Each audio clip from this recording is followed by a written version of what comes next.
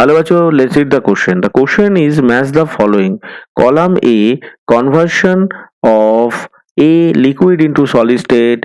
B, conversion of a liquid into vapor state. C, conversion of solid into vapor directly. D, melting of ice caused by pressure is. Column 2, resolution, uh, sublimation, fusion and vaporisation.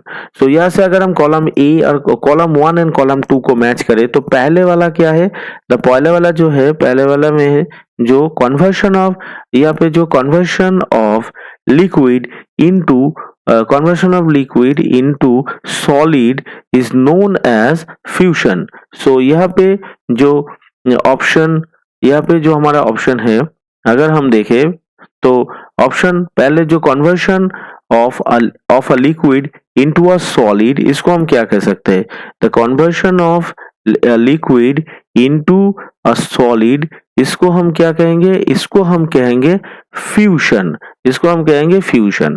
ठीक है. अब conversion of liquid into vapour, इसको हम क्या कहेंगे, इसको हम कह सकते हैं वेपोराइजेशन. और तीसरे वाले में जो conversion of solid into vapour directly, इसको हम क्या कहेंगे, इसको हम कहेंगे, इसको हम क्या कह सकते हैं, इसको हम कह सकते हैं सब्लाइमेशन. और लास्ट में जो रह जाता है melting of ice caused by pressure, इसको हम क्या कहेंगे, इसको हम कहेंगे रेजोल्यूशन.